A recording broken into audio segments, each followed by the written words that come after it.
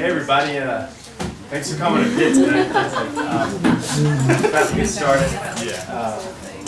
For y'all who don't know, P.I.T is an anarchist community space funded by our sale of books and records.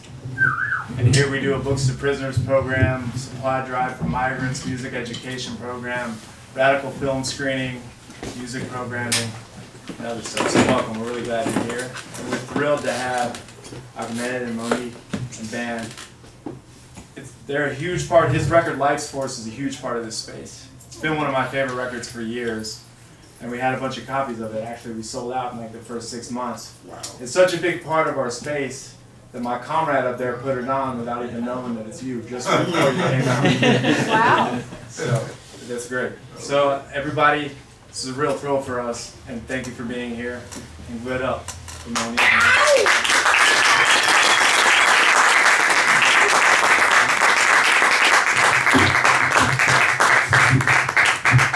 So we are opening up the doors of the Outer Space Employment Agency. We're opening up the doors of the Outer Space Employment Agency. Since the woes of the planet seem to be all about economical reasons. Since the woes of the planet seem to be all about economical reasons. We're opening up the doors of the Outer Space Employment Agency. We're opening up the doors of the Outer Space Employment Agency. Since the woes of the planet seem to be all about economical reasons. Since the woes of the planet seem to be all about economical reasons. We're opening up the doors of the Outer Space Employment Agency. We're opening up the doors of the Outer Space Employment Agency. Since the woes of the planet seem to be all about economical reasons. Since the woes of the planet seem to be all about economical reasons. We're opening up the doors of the Outer Space Employment Agency. You want a job? We're opening up the doors of the Outer Space Employment Agency. Since the woes of the planet seem to be all about economical reasons. The woes of the planet seem to be all about economical reasons. We're opening up the doors of the Outer Space Employment Agency. Want a job? The woes of the planet seem to be all about economical reasons. Don Chapman is on tenor saxophone. Norbert Marius is on bass. DJ Anderson is on the drums. Monique and Ngozi and Reed, my partner. Poetry. And my name is Ahmed Abdullah. And we thank you very much. So we started out with one of Sun Ra's chants. The book that we are going to be talking about tonight is about my reflections, my memoirs of working with Sun Ra over a period of 22 years. The book is called A Strange Celestial Road, and we will be talking about it and reading some excerpts from it. So good evening, people. Good evening. We hope you are with us on our celestial journey. My name is Monique Ngozi. I'm Ahmed's partner of 32 years. I'm a member of the band Diaspora, and the name of the band means, according to Ahmed and a Dream from Sun Ra, dispersions of the spirit of Ra. So we play the music of Sun Ra, but we also play the music of the African diaspora. So that's the combination that we work with. Today is a very special day. It's May 10th, and on May 10th, 1947, one celestial being came onto the planet, and his name was Ahmed Abdullah. So say happy birthday to Ahmed. But you have to learn some Sun Ra speak. So it's Happy Arrival Day because we come on the planet and we leave the planet. So it's Happy Arrival Day. So I want to begin by asking you, Ahmed, to reflect on this day and on the publication of your book and tell us one thing that you think is significant about the publication of A Strange Celestial Road and what that means to you on your 77th arrival day. Well, I want to say this first. When I came on the planet as Leroy Bland in 1947. I didn't come on the planet as Ahmed Abdullah. Ahmed Abdullah is a name that was given after a period of being on the planet for maybe 18 years or so. A friend of mine who went to college with me is sitting here in the front, Farouk Lamont Finner. We go back to the 1960s, yeah. So reflecting on the importance of the book, it's coming out. It just came out in the fall of 2023, and Sun Ra said for many years I started working with him in 1975. He said for many years that he was creating the music for the 21st century. He was creating the music for today, back then, and so I think it's appropriate that it took 25 years for it to come out. I finished the book in 2000, and it's just, we just found a publisher 2 years ago, and that process of getting it ready for publication was something that happened over the last 2 years. But I think it's appropriate that it's come out now because we're living in a time where the information, I believe, that's in the book, and the information that Sun Ra was disseminating to us is so important for today's reality, especially given who he was. He was, I believe, a very advanced being in the practice that we do. We call him a bodhisattva, a very advanced being who comes to this planet to, as the folks say, to drop some knowledge on us, to hip us to things on a metaphysical level, spiritual things that most earthlings don't understand, but should understand because we are spirit beings living in earthly existence. But Sun Ra was a spirit being living a spiritual existence on this planet. So oftentimes during rehearsal, he would be guiding us with music, but also with things on a metaphysical level. And so I think that it is very appropriate that it's come out at this particular time. Yeah. So one of the things I found amusing when we came here, somebody said, oh, people have been calling us on the landline. I was like, oh, these earthlings, oh my God. So you came on the planet in Harlem. Do you want to tell people a little bit about your arrival in Harlem? I think Harlem is mentioned in the book like 64 times. Is it? Yep. Wow. So the beauty of our technology, you can just search and see, okay, that's how that goes.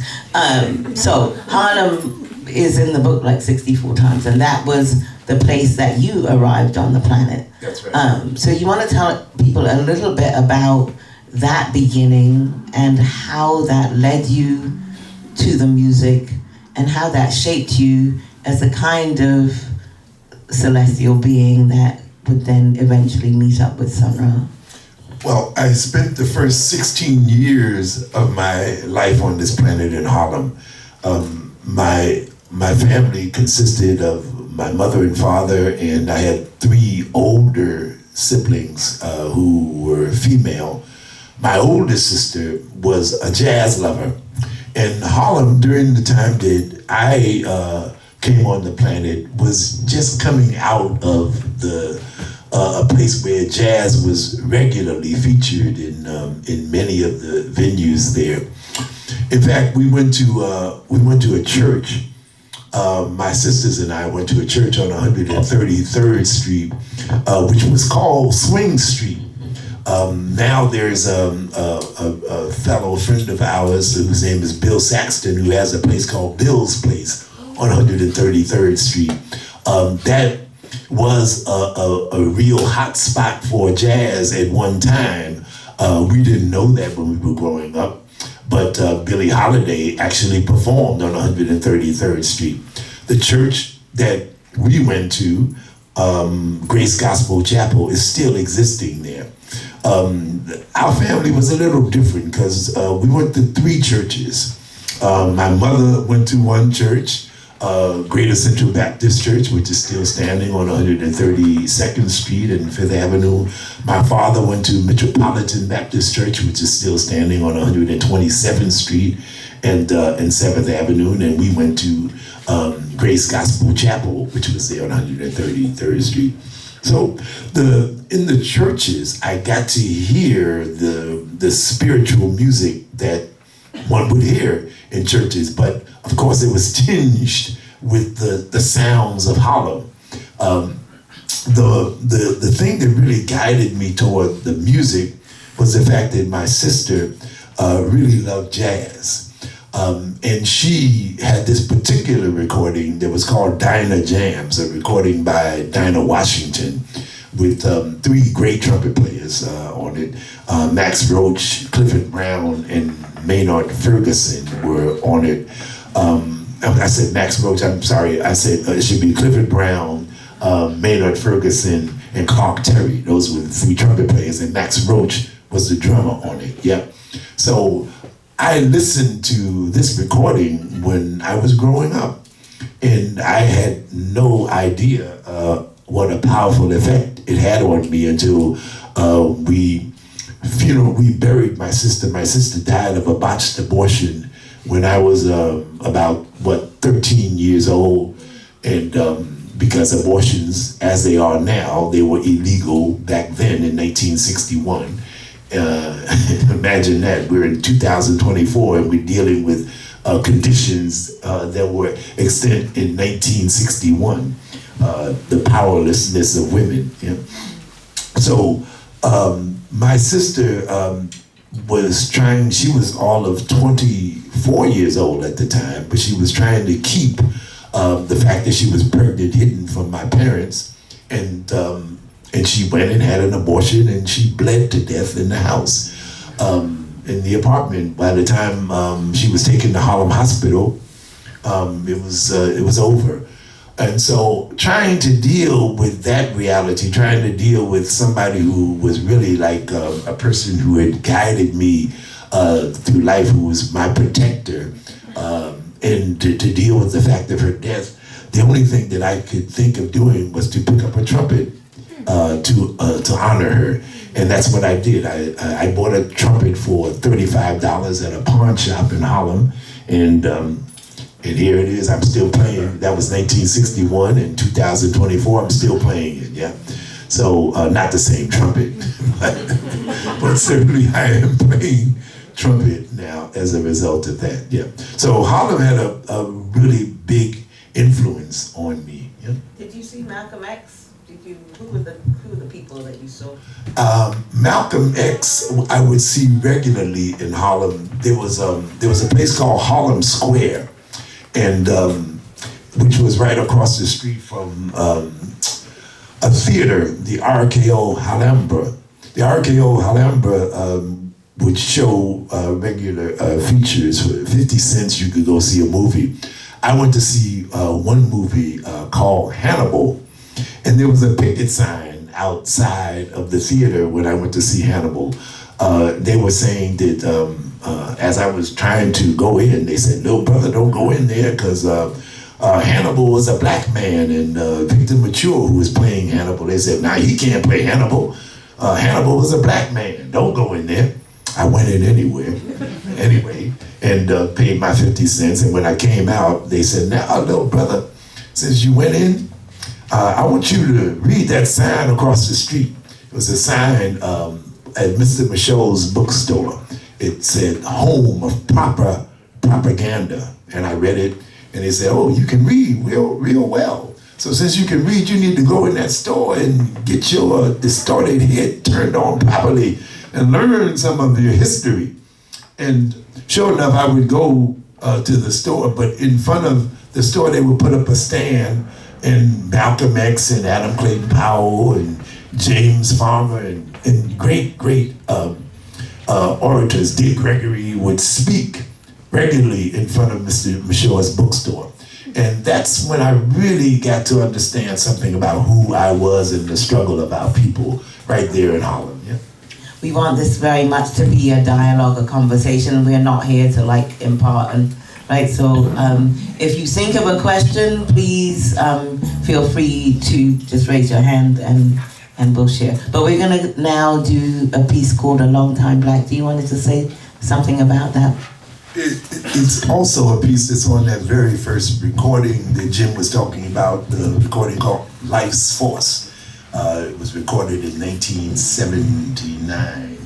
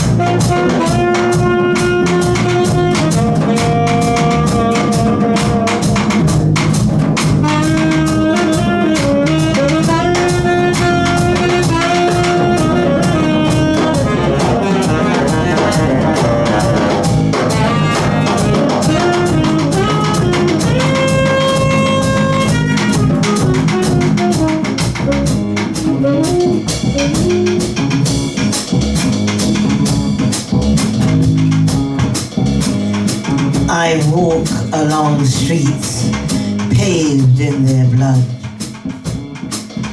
Walk along streets paved in their blood. Stomp on tar cracks made by their skins. Stomp on tar cracks turned from their skins. I go into buildings where foundations crushed their bones, whose only foundation was their bone dust, to mingle with the very people whose ancestors blew their ashes to the sun. Whose ancestors blew their ashes to the sun. Tom and Judy, even though I didn't know who they even were, are real to me. They are dear to me. I ride up on the elevator Tom used to polish and shine. Tom used to polish and shine.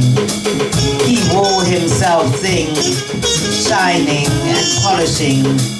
For the lung disease from the polish he used, his deep blue, black, brown skin copped a death rash from the polish he used on the elevator I ride up on. Judy used to scrub clean the offices. Judy's knees had to scrub clean the offices, clean the wrinkles on Judy's knees, had to wipe the dust on the office floor. Judy used the wrinkles on her knees to wipe the water. She sprinkled the dust with her tears, sprinkled the dust. Her wrinkles had to wipe. I never even knew her. Judy and Tom are real to me. They are dear to me. Louis Reyes Rivera, Tom and Judy.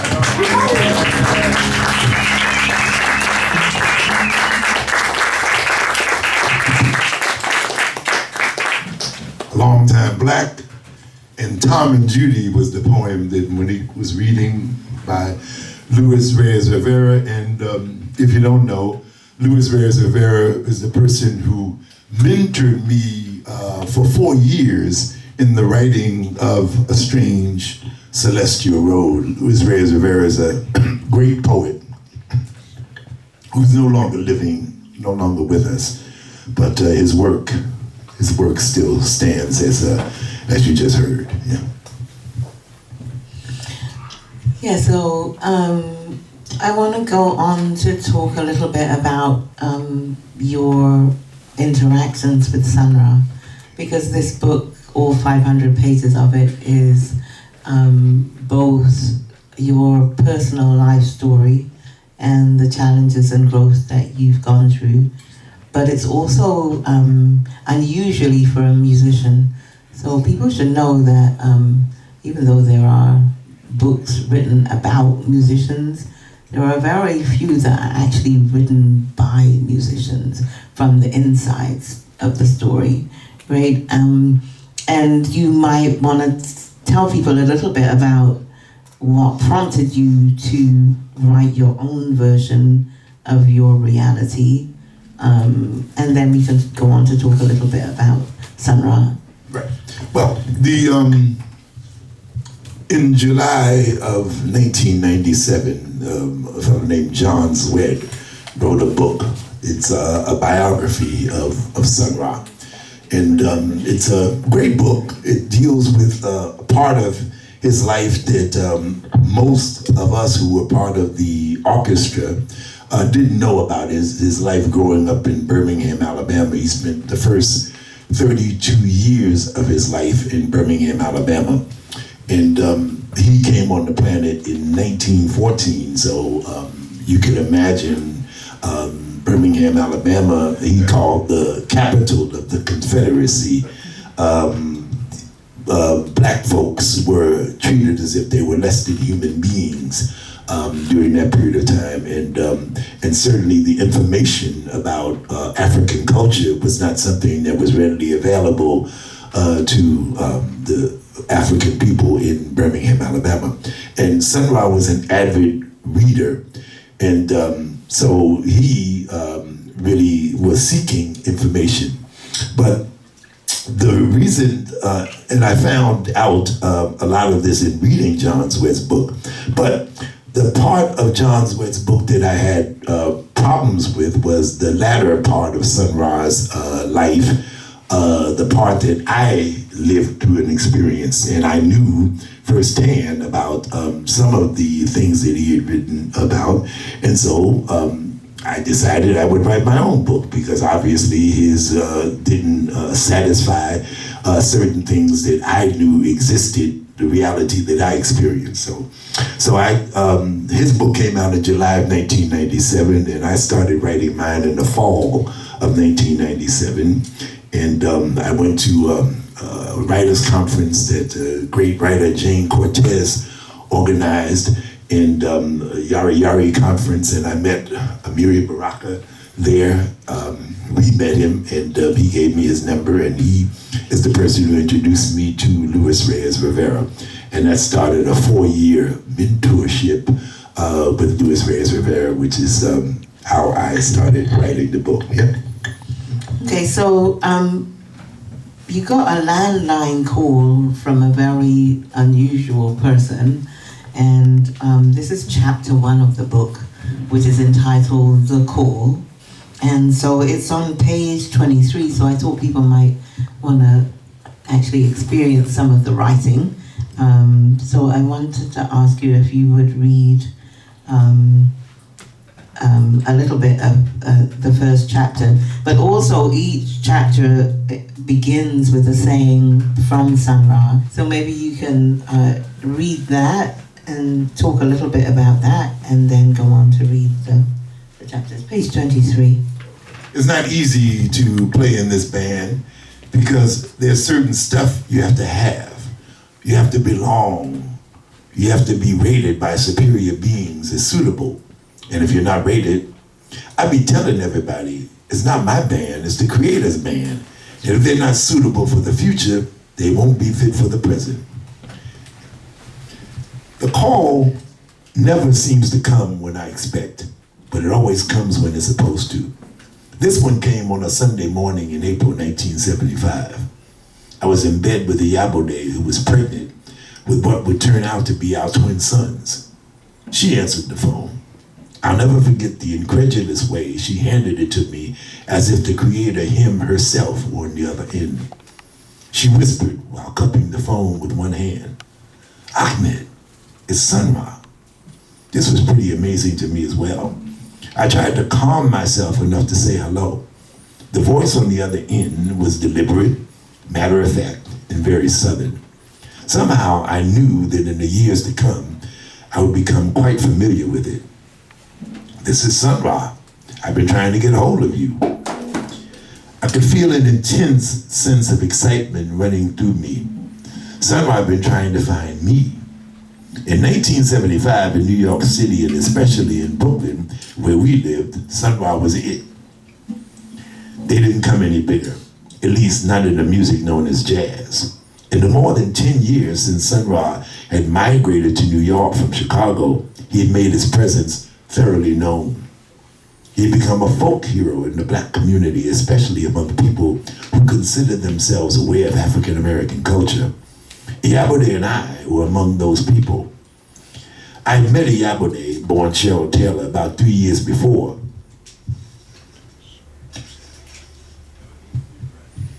When our destinies literally collided on 6th Avenue and 8th Street in Greenwich Village. She was working for a jeweler on 3rd Street, known as Dar El Sudan, and I was coming from a rehearsal with my horn in his case. The handle on my case snapped just as I bumped into her. She was the most attractive woman I had ever seen up until that point. She had her hair completely shaved in an East African style, and she wore beautiful silver hoop earrings. We began a conversation that resulted in our going on a date that evening, December 9th, 1972, to hear the Freddie Hubbard Band at the Beacon Theater on the Upper West Side. Our 2 children were the result of that fateful meeting. Sun Ra had rendered himself a unique artist by owning his own record label and publishing company as he did. His independence was both an asset and a hindrance. The asset was that he played where he wanted, how he wanted, with and for whom he wanted. The hindrance was lack of recognition.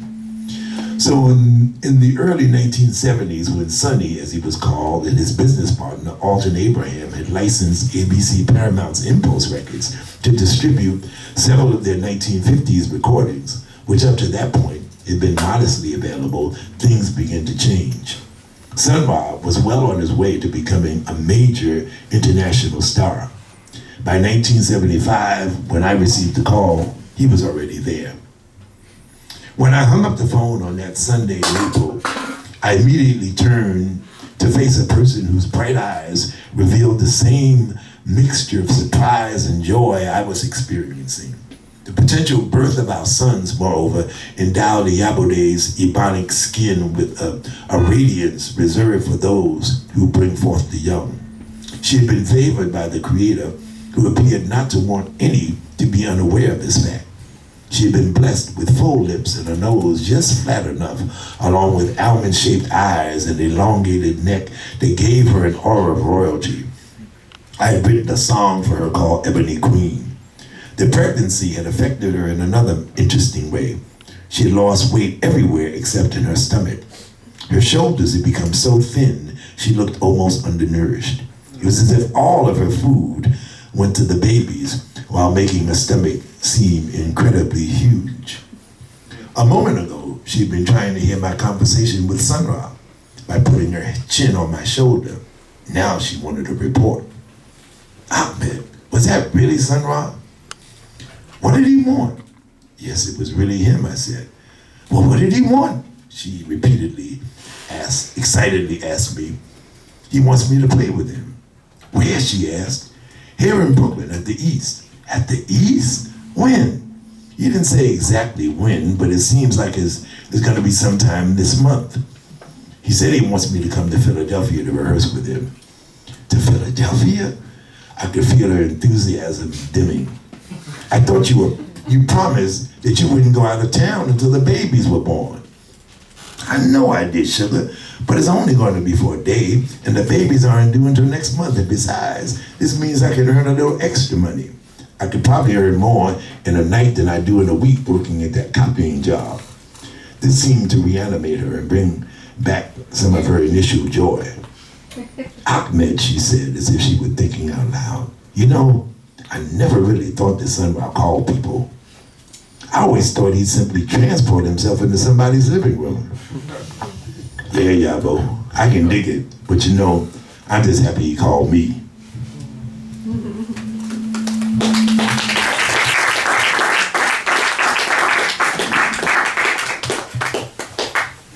So I want to just remark on the fact that in that chapter, the core, you're treated to a description of Ahmed's first rehearsal with the Sun Ra Arkestra in the house, his meeting with Pico, and getting to the house, and what it was like to be in the presence of his mentors, John Gilmore, and others who he had revered from afar. You're also treated to a description of his first performance with the Sun Ra Arkestra at the East. And the East was on Claver Place in Brooklyn. The building is still standing, I think. And you recently played a tribute to the East. So not only are there personal recollections, but there are also historical facts that otherwise would not be documented. So I wanted to ask you a little bit about your writing process and the process of recollection, and then we'll go back to the music. I hear we playing the bass, so, and then we'll go back to the music. So this is my last question on this particular part of the book. Like, how were you able to gather with such accuracy these various scenes in your life from many, many years ago? The process of writing is really a spiritual endeavor. When I started writing, I would be thinking about different people, and miraculously they would show up. And they would show up and they would give me the information, the exact information I needed as I was trying to put this on paper. So it was just an amazing thing. It's almost like the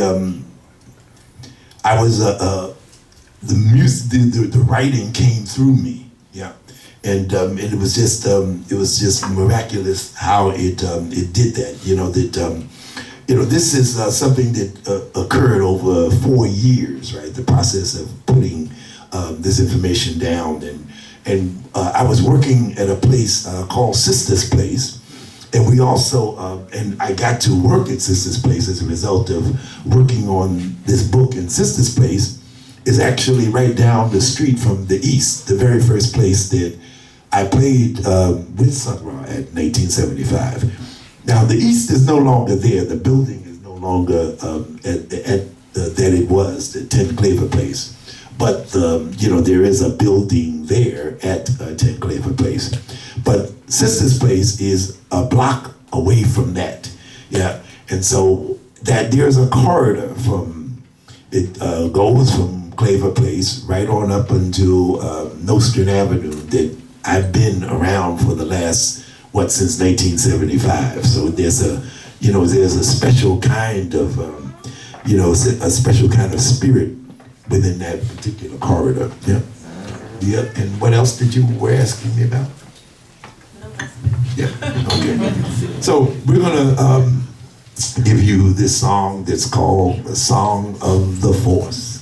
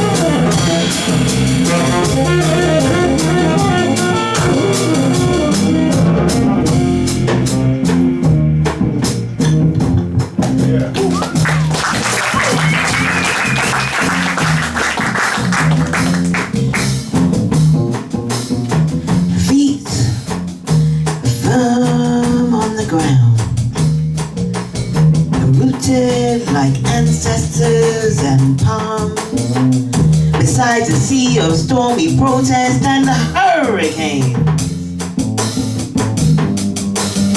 Land of mine, and going home across fields where feet are blown to other lands.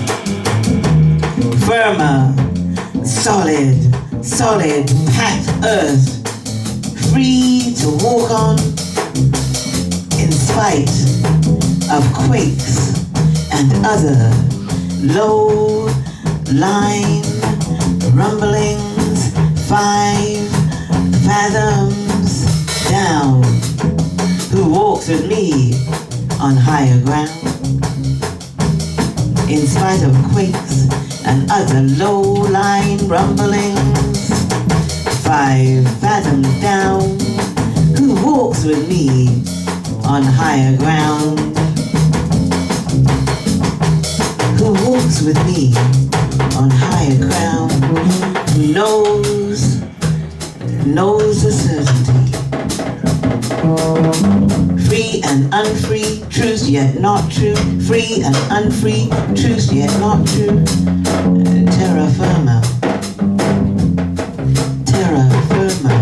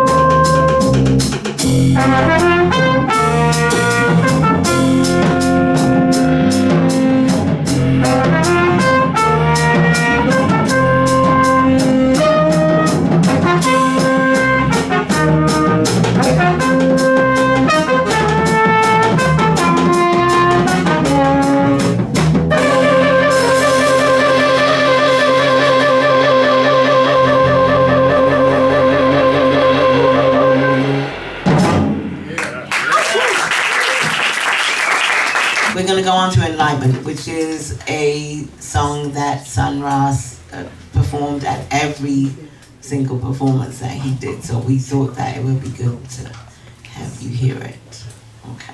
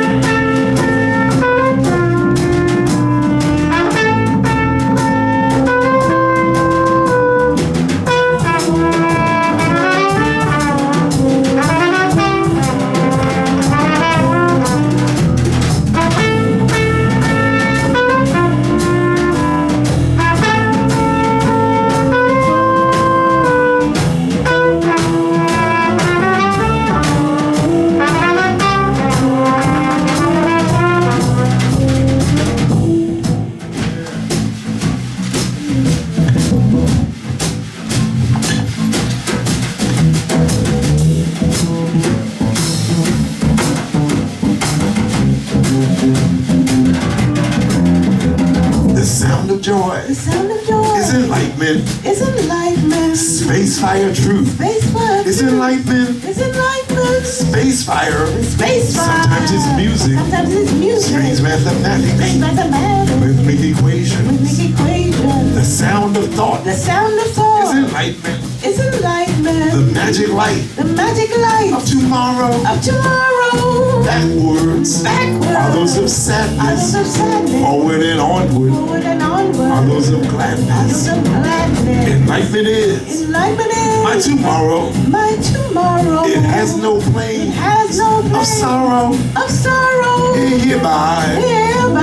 Our invitation. Our invitation. We do invite you. We do invite To you. be about space Be work. about space work. This song is sound. This song is Of sound. enlightenment. Of enlightenment. The fiery truth. The fiery Of truth. enlightenment. Of enlightenment. Vibrations. Vibration. Sent from the space And from world. the space world. Is of a cosmic. Is of a cosmic. Starry dimension. Starry dimension. Enlightenment is. Enlightenment is. My tomorrow. My tomorrow. It has no It plane. has no Of plane. sorrow. Of sorrow. Hereby. Hereby. Our invitation. Our invitation. We do invite We you. do invite To you. be about space Be work. about I said now hereby. Hereby. Our invitation. Our We invitation. do invite you. We do invite To you. be about space Be work. about space world.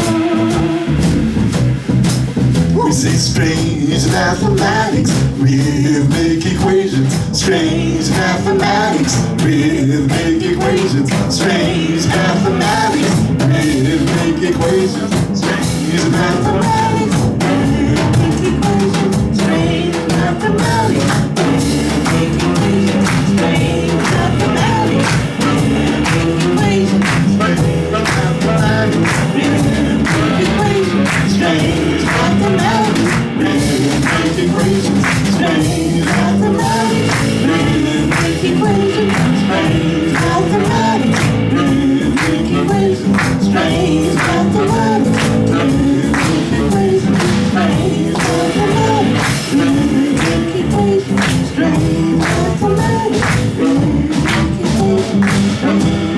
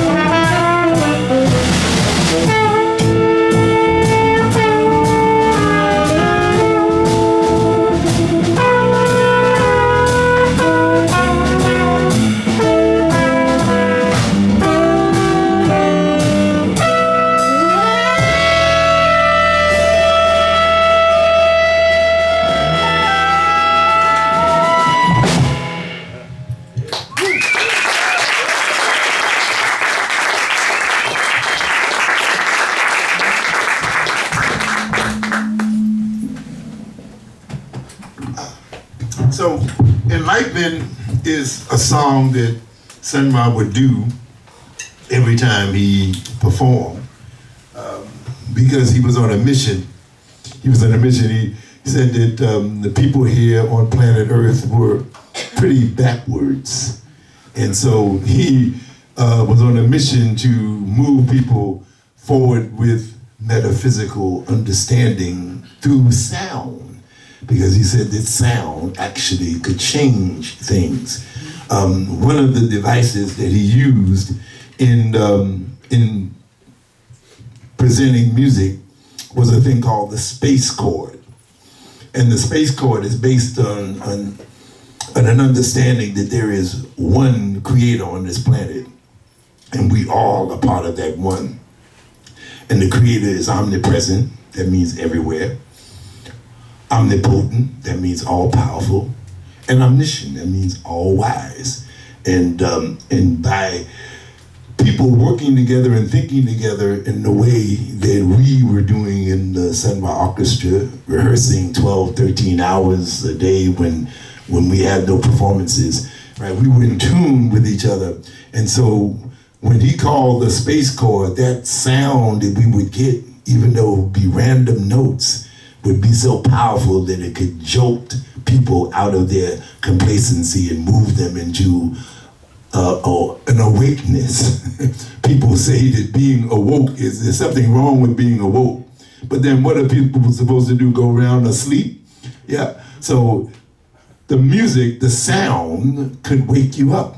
It could awaken you to then do the work that needs to be done to move us human beings, to evolve us as human beings, I should say. Yeah. Okay, so we are on enlightenment, so I want to talk a little bit about how you became enlightened, Ahmedian.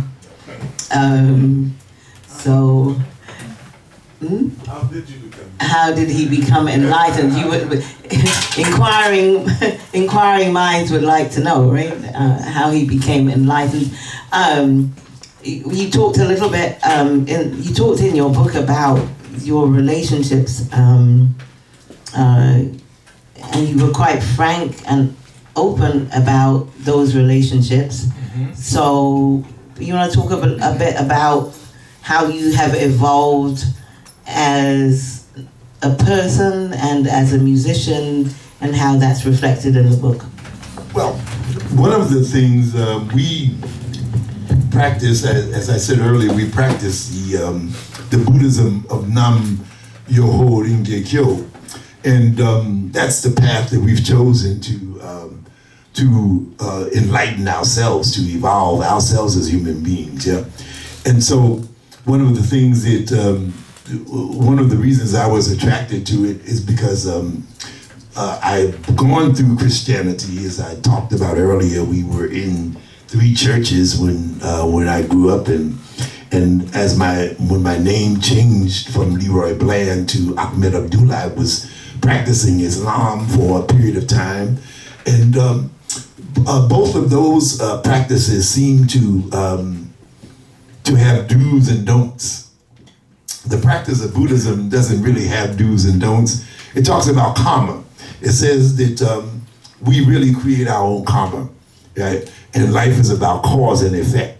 Yeah, so that you can do anything that you want to, but then you're going to get the effect of what you do. Yeah. You know, so life is about doing and then realizing the effects of what you've done, cause and effect, yeah. And so that's been the process that I really found fruitful and gave me an understanding of how one can evolve as a human being, yeah. Because if you inside of all of us, we have the ability to respond to stimuli, to outside stimuli, responsibility, yeah. And so we have choices. We have choices as human beings. We can choose to react, or we can be proactive, yeah. And if we are reactive, then we probably will remain in the same space that we're in. But if we're proactive, and if when stimuli occurs in our life, if we think for a moment about it, and then we act from a higher level, we can change our karma. Sun Ra had a song called, he has a song called Fate in a Pleasant Mood. And we say that you're just a puppet and a pawn in the hands of fate. But if you have faith, then you can find fate in a pleasant mood, and you have the ability to change your destiny, that you can change your destiny. So that's the practice of Buddhism has helped me to be able to do that, yeah. Okay, so I was trying to get you to talk about your relationships, and you want to talk a little bit about Sun Ra then, and his relationship to the idea of gender. I want to mention June Tyson at this point, who was the one female member of the band, a constant member, both as a vocalist and an instrumentalist. But she had the role, as many women do, of being on the bandstand, but also being behind the scenes in terms of organizing things like costumes and choreography. The band met at her house when they were leaving to go on the road. Her husband also served as the manager of the Sun Ra Arkestra. And she was in many ways Sun Ra's right-hand angel. And I'm using that term advisedly because I want you to talk about what Sun Ra thought about or said about the idea of gendering and angels and all of that. You talk about that in the book, so you want to speak to that a bit? Yeah, he said that we have a problem with calling ourselves man or woman, that there's too much baggage in assigning yourself the role of being a man or woman. So he said that he was an angel. He was an angelic being who just visited planet Earth from Saturn because we needed visitation of superior beings to be able to guide us in this mission that he had of awakening ourselves. Yep. So he never really dealt with any of that, which is one of the reasons that because some people might have looked at him as being gay because he had these flowing costumes that he would wear, beautiful colors and everything, and he didn't identify as a man and he didn't identify as a woman. In fact, he had when he was a young person, he had a problem physically, so he couldn't have sex with either man or woman. So he, and that's why he put all of his energy into music. Yeah. Sometimes we would see him, he would be at the piano for hours writing music and rehearsing the band because he didn't have a physical condition much like us. He was, you might call him other. Yeah, otherness was a term that he often used in his compositions. So he was just a very, very, very different kind of person. I got to one of the things that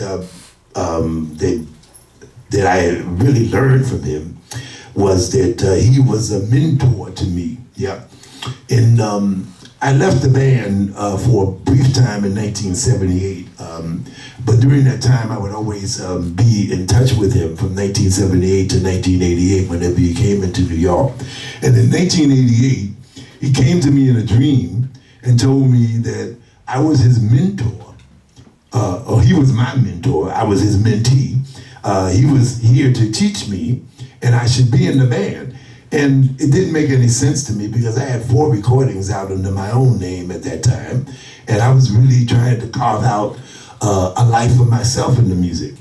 But we did a gig in Washington, D.C., and John Gilmore put his hand on my shoulder and he said, you should stay in the band.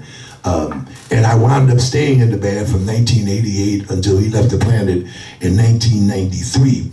And by staying in the band during that period of time, I was able to keep a diary and understood what my purpose was in being in the band. And that's, in being in the band during that time gave me the information that I used to write this memoir, in fact. Yeah. So, yeah. So Marshall Allen is turning 100 on May 25th. He will be 100. Yeah. And he is the current very vibrant leader of the Sun Ra Arkestra. So let's talk a little bit about institution building and what you learned from Sun Ra about that. Yes. Sun Ra was determined to build something that would endure. When he came from Birmingham to Chicago, he was Herman Sonny Blunt. And he came there without a lot of information about African people. But in Chicago, he could go to libraries and find that information that he couldn't find in Birmingham, Alabama. And so during a 7-year period from the time he got to Chicago until he formed his orchestra, he was doing a lot of research, and he transformed himself from Herman Sonny Blunt to Sun Ra through information that he had learned about who we African people were in this country, and so he understood that this country was not a democracy. It has never been a democracy. He called it a mythocracy. He said it's a country that was based on lies. His constitution was based on a lie, saying that the African people who were enslaved to build this country were 3/5 of a human being. That, of course, is a lie. And so he said, since this country is based on a lie, he had to create his own lie, a lie about his own existence. He said he came from Saturn, and he created an even bigger lie.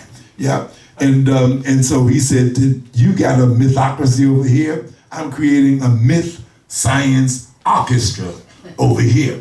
And this is how he created something that is still enduring, still continuing under the leadership of somebody who was 100 years old. Yeah, which is a phenomenon in and of itself. And Marshall Allen vigorously plays the saxophone at 100 years old. Yeah, and leads the band. He doesn't fly anywhere nowadays, but wherever, if the band is playing anywhere within near Philadelphia, New York, he's right there leading the band. In fact, they're playing in Manhattan right now as we speak. You know, so it's an amazing thing that he did because he said that institutions. He would always tell us when we were rehearsing that we had to stick together.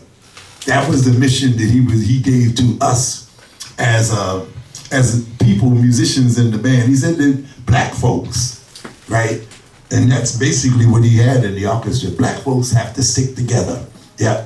And that's the message that he would give to us constantly. In fact, when we rehearsed, if we made a mistake, he would then lecture us. And so we tried not to make any mistakes because we don't want to hear the lecture. Yeah.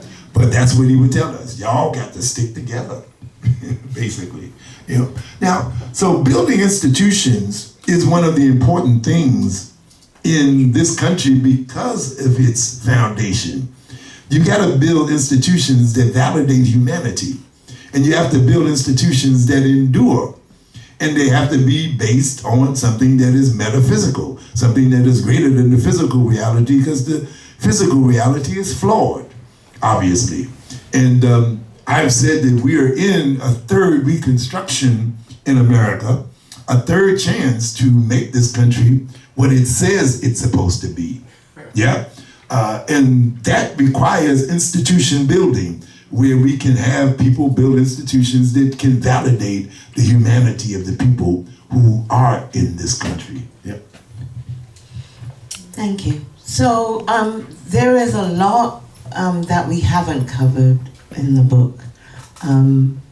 Festac, for example. I want to turn it over to the audience. If there are any things that you are curious about in terms of Ahmed's relationship to the music, that you want to put your hand up and ask a question about, that would be great. So I have Jim over here and this brother here. Okay, go ahead. I was wondering if y'all would talk about some of the community and radical education programming at the East School. Yeah, the East was originally called Uhuru Sasa Shule, yeah, and it was created by a person named G2 Wayusi. He originally was called Les Campbell, and it was created because of the frustration with the educational system in New York and Brooklyn, especially. He was a teacher in the school system. And he felt that he couldn't do what he wanted to do within the classroom. And so he and a number of other people who were educators created their own school where they could teach people about African culture. So the same thing that Sun Ra had found in Birmingham, Alabama, G2 Wayusi found in Brooklyn, New York. And so he created an institution that endured for a few years. It came on the scene, they built it in 1969, and it lasted to about maybe 1970, 79 or so. So about 10 years, and about 10 years of existence. But during that period of time, they would have schools for kids. They had martial arts for adults. They would have performances, which is, as I said before, this is the first place I played with Sun Ra was at the East. So it was a magnificent place because of the fact that you had people who were they were taught about the importance of culture. Yeah, and so when we played there, we had these, great audiences, and it was a symbiotic relationship between the audience and the musicians who were performing. Much like a place that's down the street that I helped to build, which is called Sister's Place, which is still in existence. Yeah, 29 years later, Sister's Place. 29 years. The Sister's Place was created in 1995 by a sister named Viola Plummer, and it's still in existence. I worked as a music director up until May of 2023, and now it's still functioning. So that's an institution that is enduring. Yep, and it is based on what was going on at the East. So the East still lives on. Yeah. Okay. I had a question. I was wondering if you could go back to when you were talking about karma. And I know that Sun Ra had his own kind of cosmology, but that he was also very well versed in different religions of the world. And I'm just wondering if karma was a concept, or if that was a term he used, or if he had kind of an equivalent concept of that in his own kind of teachings. Well, we have a song that maybe we'll do for you, which will give you an understanding of Sun Ra's take on that. Why don't we do Face the Music? Face the Music, yeah. We hadn't planned on doing this, but you got us to do it.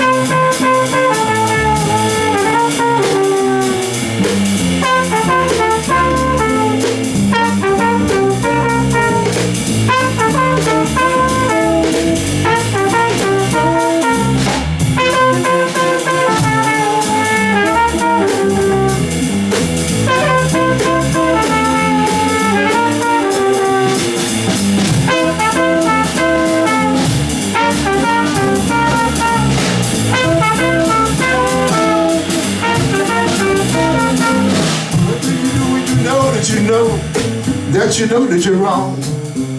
What do you do when you know that you know that you're wrong? You got to face the music. You got to listen to the Cosmos song. You got to face the music. You got to listen to the Cosmos song. What do you do when you know that you know that you're wrong? What do you do when you know that you know that you're wrong? You got to face the music. You got to listen to the Cosmos song. You got to face the music. You got to listen to the Cosmos song. What do you do when you know that you're wrong? Hey, hey, hey. What do you do when you know that you're wrong? You got to face the music. You got to listen to the Cosmos song. You got to face the music. You got to listen to the Cosmos song. What do you do when you know that you're wrong? What do you do when you know that you're wrong? You got to face the music. You got to listen to the Cosmos song. You got to face the music. You got to listen to the Cosmos song.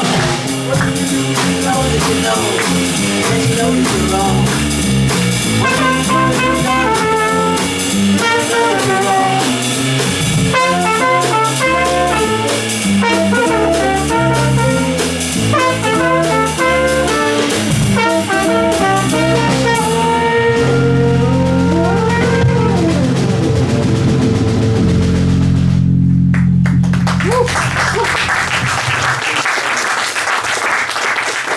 So he would say that facing the music is the truth.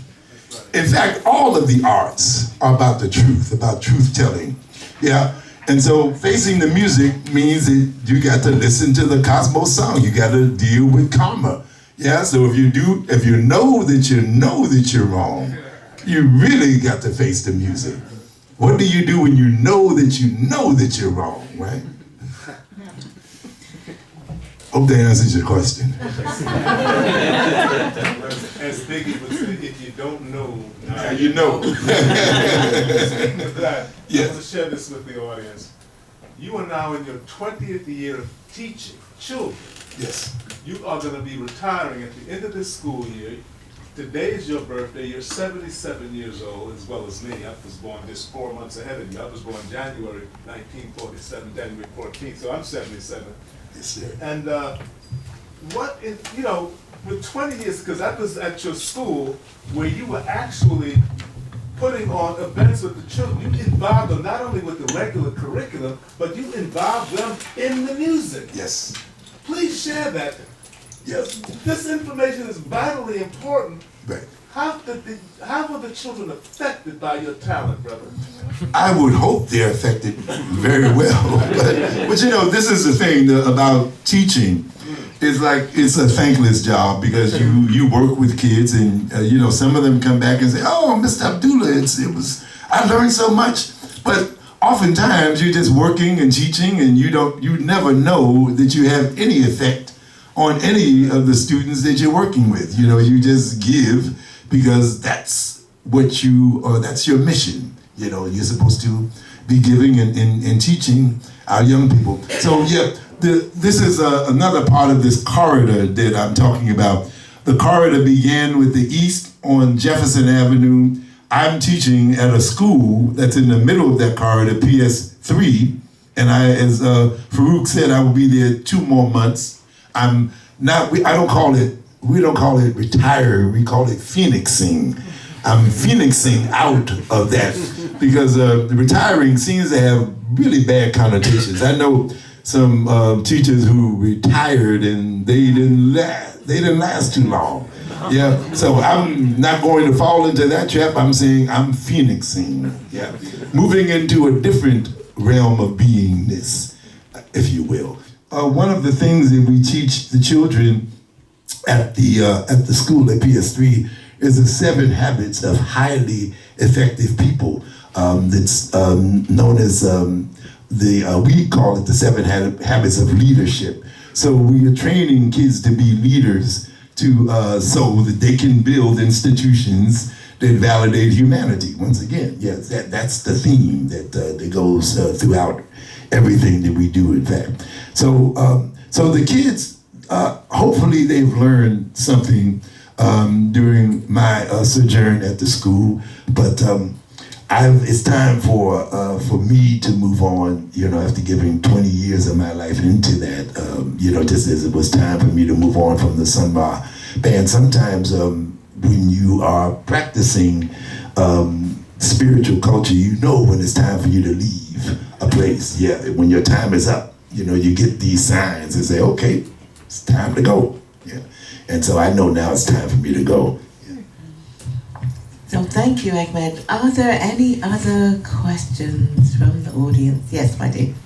Yeah, I just was really curious, like what's going on in a 12, 13-hour day practice? Like, how are you not getting tired? Like that's so much time. So how is Sun Ra organizing you guys, and what's going on for 12, 13 hours? You mean when we used to rehearse 12, 13 hours when Sun Ra was living? Yeah. You said you would do it even when you didn't have have shows coming up, right? Like it was just like a way of life almost. That's how we were able to be as effective as we were as musicians, and which is why the band is still performing 30 years after he's left the planet, because we were dedicated to the music. You know, he wanted people in his organization who were musical warriors, who really, he didn't want us to deal with women or drugs or anything but music, because that's all he dealt with. Yeah, he dealt with music. That's what his mission was. So 12, 13 hours of doing music, that's what we did. But then, you know, that was during a period of time when he wasn't working all of the time, because when I came into the band, that's what we did. But eventually the band was working so much that there wasn't time for 12, 13-hour rehearsals, right? We would do our rehearsals at sound checks, you know, because he was always intent on rehearsing, but he wouldn't have that opportunity to rehearse in the house, because we were busy working, like that. Okay. So he was kind of like always in charge and like running the rehearsals and. Definitely. Yeah. He was large and in charge, yes. That's right. Although he would tell us, this is the creator's band, but, you know, he was the boss. Right. So other people, do not feel shy to put your voice in the room if you have a question. Yes, Mike.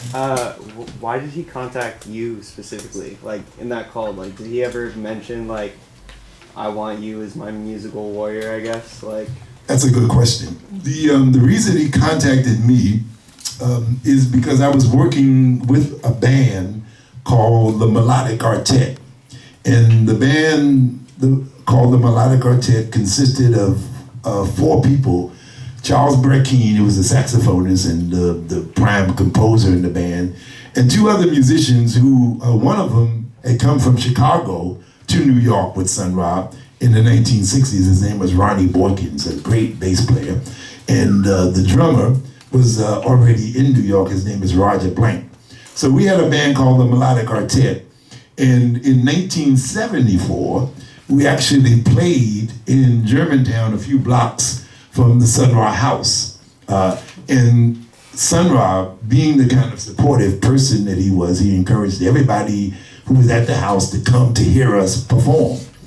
And during that performance, one of the people in the band got my number, and a year later, he called me to be in the band. And that's something that happened then, and I'm still teaching and talking about him, right, like that, But I had met him also when I was a much younger man. I met him when I was 18.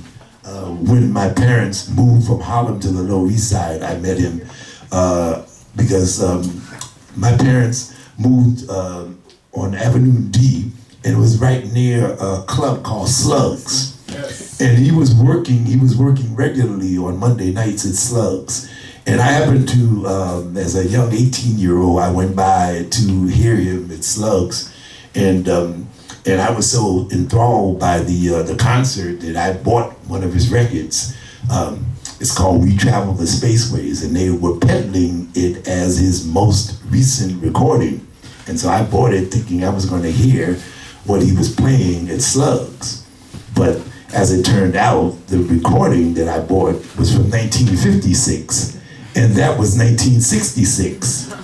And between those 10 years, he had advanced so much that it was almost unrecognizable. So I took the recording home and listened to it, and then I got a friend of mine to take me by the Sun Ra Palace on 3rd Street to get my money back, because it wasn't what I had heard him playing live.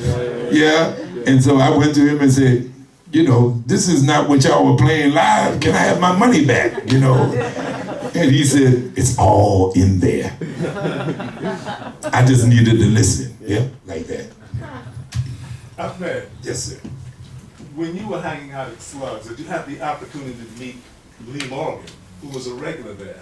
Yeah, I didn't meet Lee Morgan, but I did hear him many times. I heard Freddie Hubbard, all of the cats, Jackie McLean, you know, all of the great musicians played at Slugs during that period of time. That was the place, you know. Yeah, but not only did they play at Slugs, they lived in the neighborhood, some of them, right? Yeah, yeah. So that's another thing. So this is the richness of the book, right? The Lower East Side, the musicians who were there, the loft movement that we haven't even mentioned.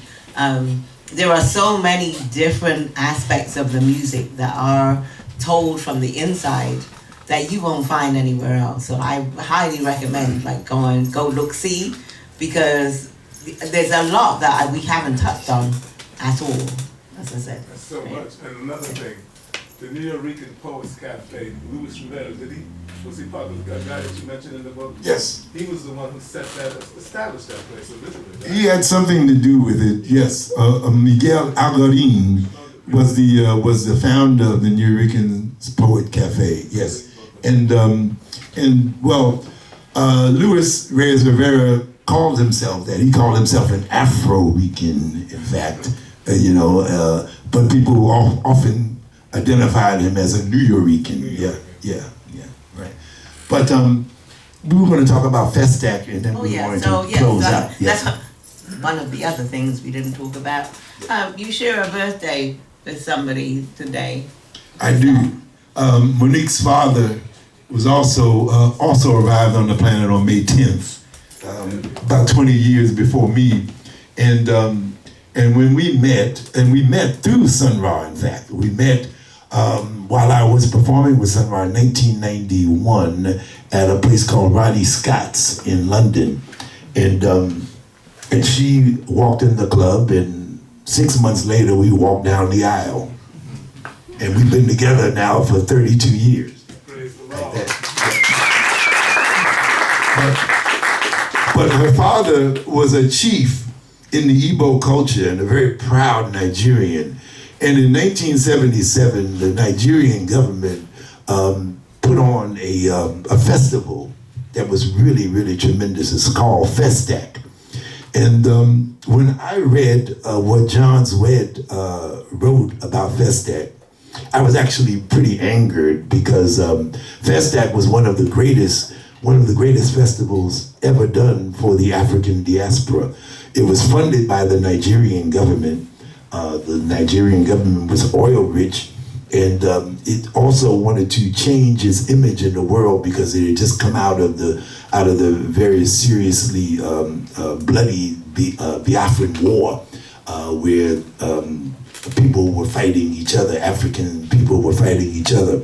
So the government decided they were going to change their image in the world, and they created this festival.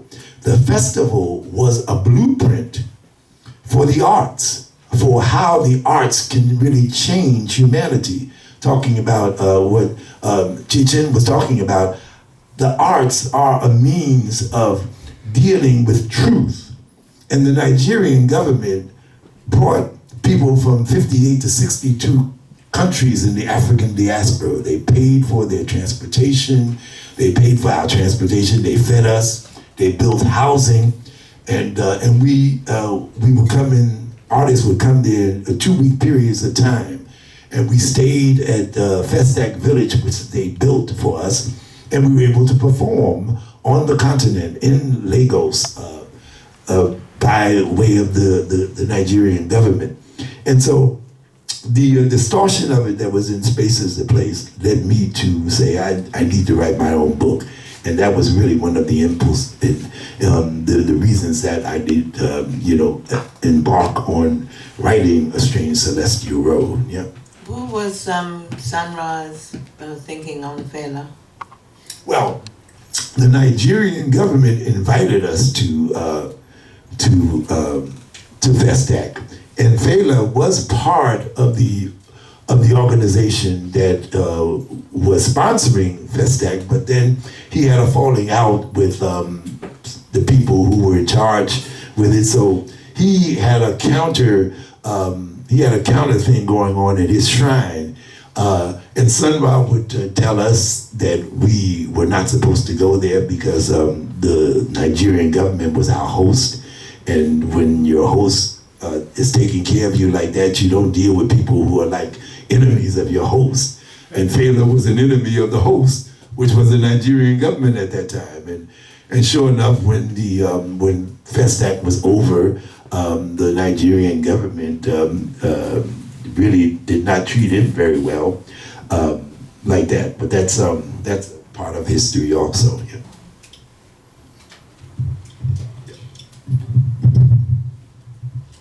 Yeah. So do we have any last questions before? That Fela was Fela Ransom Kuti. Yes, that Fela Fela. Ransom Kuti. Yes. That one. Yes. Yeah. Do we have? Okay, brother. I really appreciated your story about your sister and sort of why you started playing music, and I'm wondering if you have a story about Sun Ra's sort of musical journey and sort of why he chose to take up music as the art form in which he was sort of translating what he was learning in these libraries into his method and his own mythology. Yeah, good question. Sun Ra was never really taught, right? He came on this planet, right, which is why people think of him as an extraordinary being. He only went to college for about 1.5 years, maybe 2 years at the most. So his ability to write music was something that was intuitive, yeah? And he could write out entire arrangements, right, by his ear, yeah? And they would be very accurate. He could write out solos. He would write out Henry Red Allen solos from the Fletcher Henderson band for us to play. He would write out the entire parts of the entire Fletcher Henderson arrangements, right? That Fletcher Henderson then gave to Benny Goodman, yeah? Because he had that ability to do that, yeah? And so he came here to do something through music, to show us that the arts, music specifically because it's abstract, yeah, was a way to move people forward. So he came here ready to do that, yeah. He was able to play piano without any piano instructions, yeah. He was able to write music without any instructions, like that, yeah. So he was just a person who incarnated to do what he did, yeah, to lead us through music. Because music, gotta face the music. You gotta listen to the Cosmos song, you dig? Yeah, yeah. Other questions? I would like to make a statement. Yes, Excuse me, I'm taking up so much time. No problem. But the fruit doesn't fall too far from the tree. Your daughter, Tara, this is the fruit that fell from this tree. Tara, she just graduated from college, magna cum laude. Some of us just graduate laude. And she's on her way now. And now she's on her way. Her future plans is to become a lawyer. So the beautiful family. And by the way, Monique, you have a book that you wrote. Oh yeah. I guess we don't have time to go into all of these books. Well, it's right here. It's my little something. Right. Because I've been performing with Ahmed for 30 years now. Okay. So I thought I might as well put something out here. I love that poem. He said, were you there? Was you there? Was you Was there? you ever there? In the place you never could have been? I was. Yes. Yeah. That's a great... That's a Louis Reyes Rivera poem. Yeah, Called A Place I've Never Been. It's dedicated to Malcolm X. Yeah. So there's a lot. Like you're only just scratching the surface. That's my husband up there. That's my husband. Anyway, let me shut up. But I want to give everybody who has a question in the room. I want to give you a moment to put your voice in. Yes, bro. Say. I was wondering how your perspective or your worldview changed when you joined the orchestra. Say it again? If like joining the orchestra changed your perspective or your worldview or even your politics? Yeah, good question. Yes, when I joined the orchestra, I was probably more ego-centered because there was a band and there was an opportunity that was presented by being in Sun Ra's band because he had become world renowned by 1975. So I saw that as an opportunity for me to really establish myself as a musician. And so that's what I saw initially. Over the time of being with him, when I went back in the band, I think I got to understand more about the metaphysical understanding of who he was and the organization that he had attempted to build. In fact, he had built it by that time. Yeah, and so I went from an ego-centered perspective to a more spiritual-centered perspective. Yeah, I went from me to we. You understand what I'm saying? Which is, I think, our job as human beings, right? Because the only way this planet is going to be here, this country is going to be here, is if we shift from the me to the we. And we start thinking about how we can help other people and not just about how we're going to help ourselves. You see what I'm saying?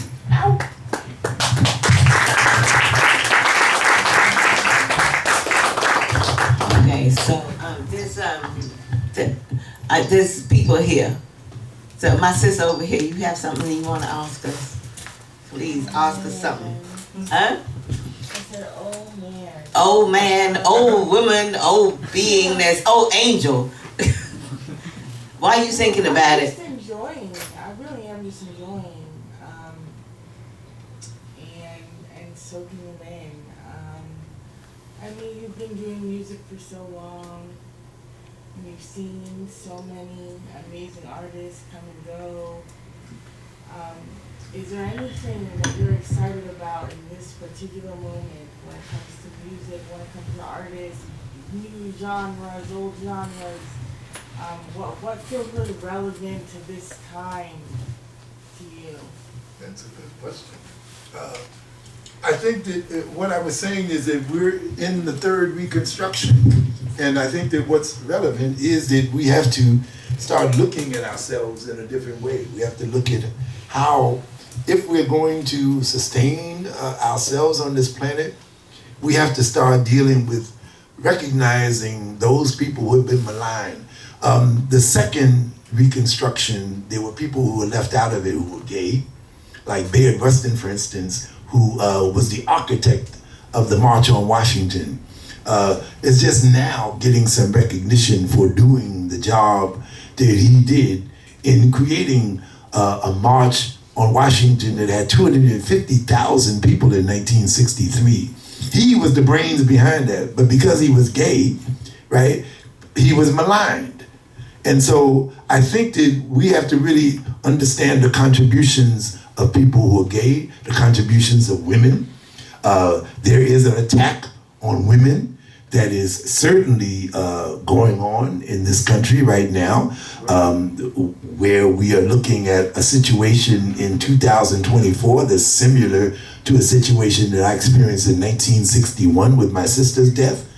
Ridiculous, as we're going backwards. Yeah, and so I think that what I see is that we really need to understand the time that we're living in, yeah, and develop our ability to be able to deal with the time. We've got to change, because what we are seeing is a reflection of ourselves.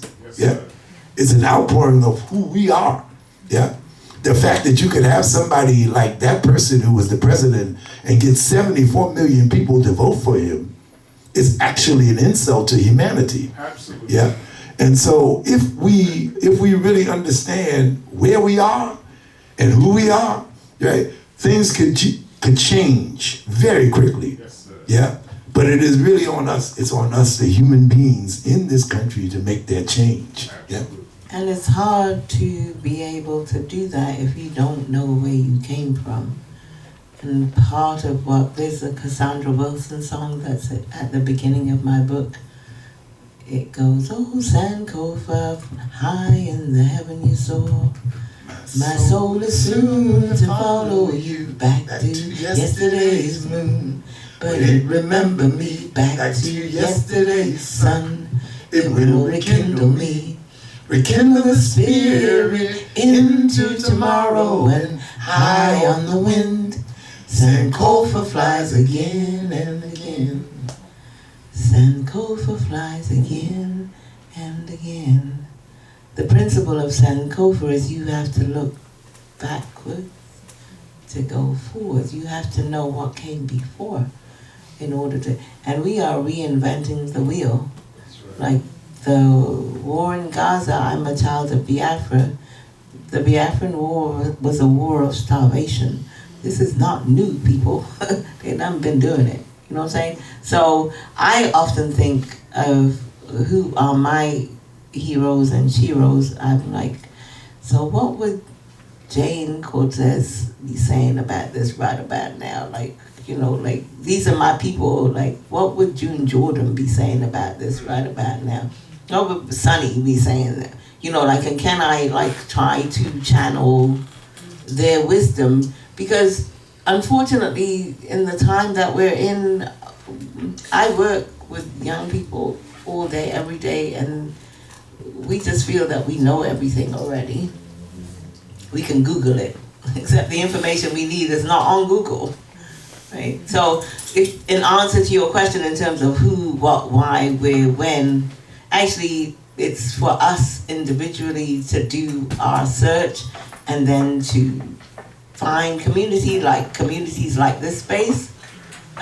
This is a space where people of like mind can come and gather, and never to forget how powerful we are, that we can change things. Like, you know what I'm saying? Like, the people in these spaces, it doesn't have to be 1 million people. It could just be like 1 and 2, 1 and 2.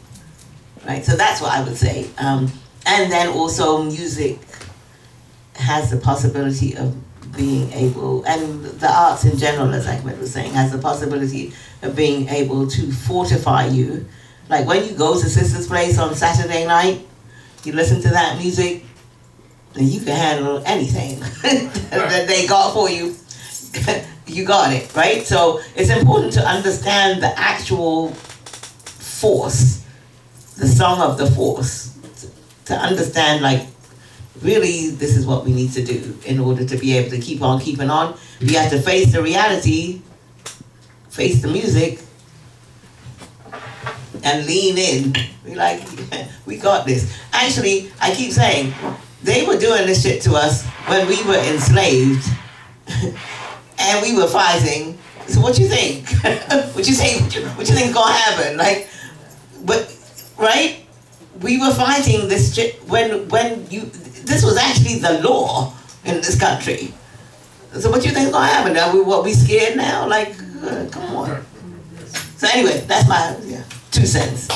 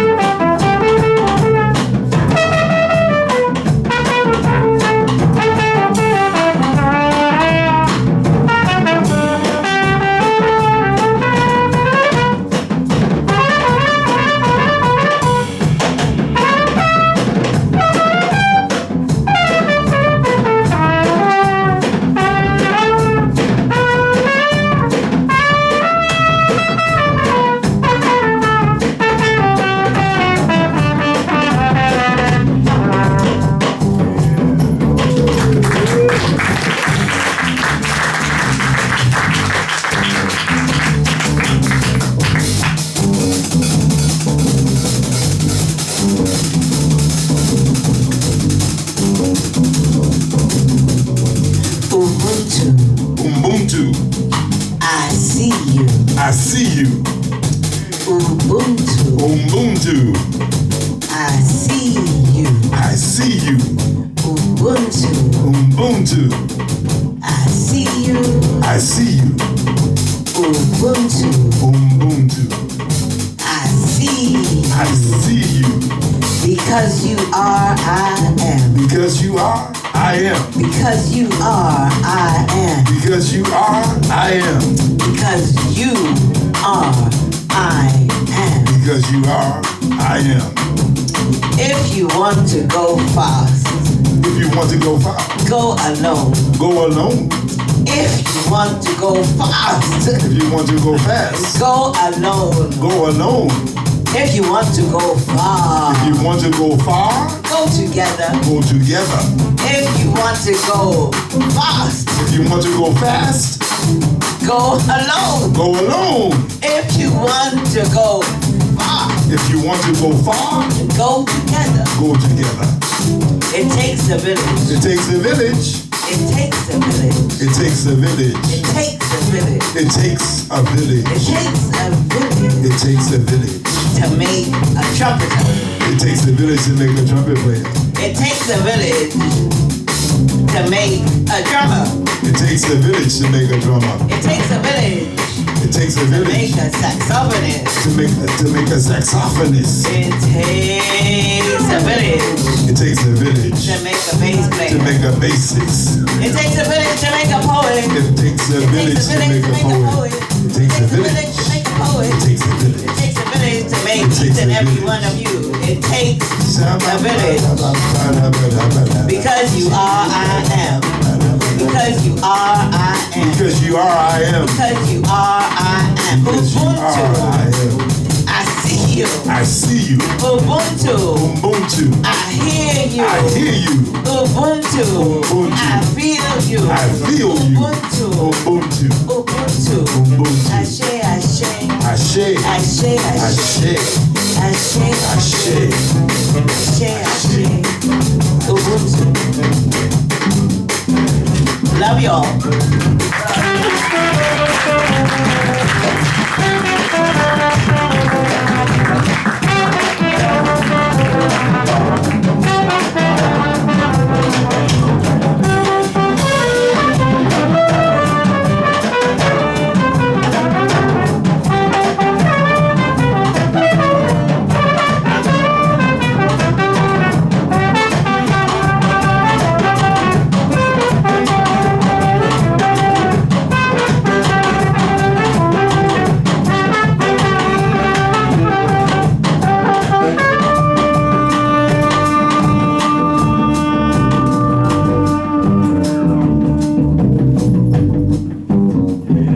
Chapman, tenor saxophone.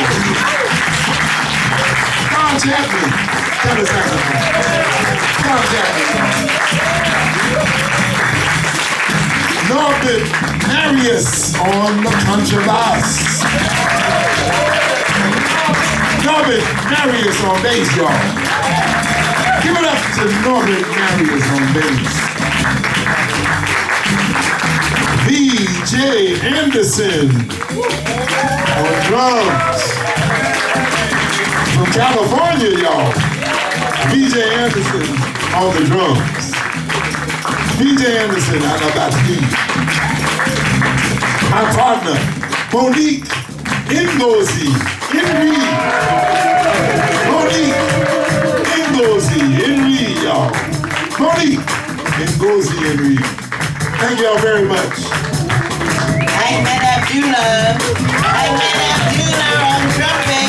Ahmed Abdullah on trumpet. Ahmed Abdullah on trumpet, bongos, all around inspiration.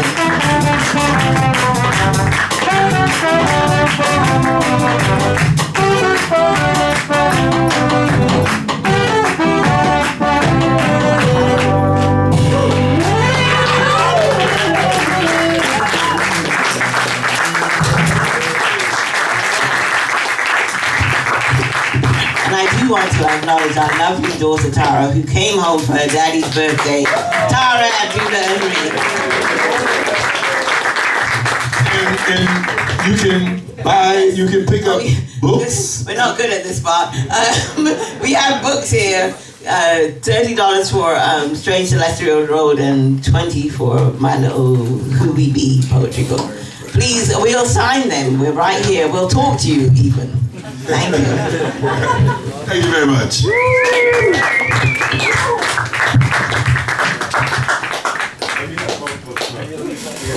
Very nice.